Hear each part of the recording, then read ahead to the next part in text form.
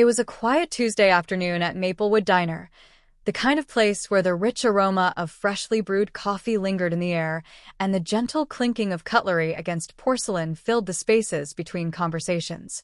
Amelia had been working there for 5 years, long enough to know every regular's order by heart, especially the precise way Mrs. Jenkins preferred her toast, extra crispy, but never burnt. She wasn't just a waitress. She was a familiar face, a listener, a part of the diner's very heartbeat. But lately, life had been tough. Her mother's medical bills kept piling up, her younger brother needed guidance with his college applications, and rent day always seemed to arrive too soon. Still, every morning, she showed up, tying on her faded apron with a smile. As she often reminded herself, kindness doesn't cost a thing. That afternoon, an older man walked in, his coat frayed at the elbows, his shoes worn and scuffed. He shuffled to the counter, his gaze lowered, avoiding eye contact with the manager, Mr. Grayson, who was already watching him with suspicion. "Coffee?"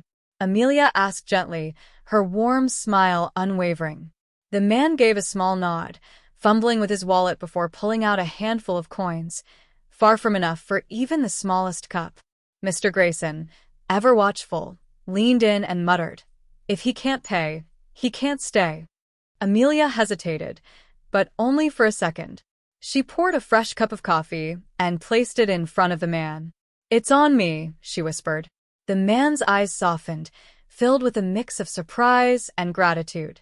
"Thank you," he murmured, cradling the cup as if it were the first warm thing he had touched all day. From behind the counter, Mr. Grayson's face darkened. And when the man left, after thanking Amelia twice more, the manager stormed over. "You can't just give away food to people who don't pay. That's stealing from the diner," he snapped. Amelia, voice steady but firm, tried to explain. "It was just a cup of coffee, Mr. Grayson."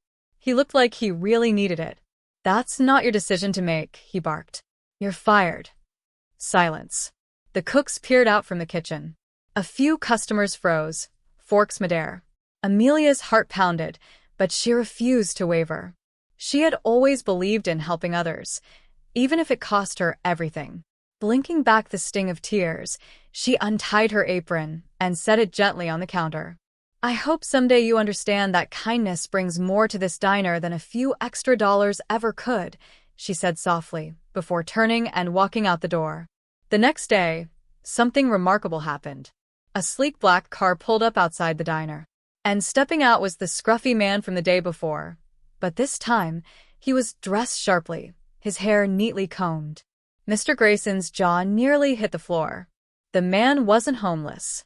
He was Richard Caldwell, the CEO of a nationwide restaurant chain, including Maplewood Diner. He had gone undercover to see how his employees treated not just paying customers but everyone. And Amelia? She had passed the test with flying colors. When Richard asked to see her, they found her at home, still shaken from losing her job. But instead of bad news, he had an offer. Not only would she get her job back, but she'd receive a promotion. More than that, he announced he would cover her mother's medical bills and set up a scholarship fund for her brother. "You didn't just serve coffee," he told her. "You served humanity." Overwhelmed, Amelia could barely whisper, "Thank you." But Richard shook his head. "No, thank you. For reminding me what real service looks like." The story spread like wildfire. The diner became a symbol of compassion, and Amelia's small act of kindness, just a single cup of coffee, changed not only her life but inspired everyone who heard it.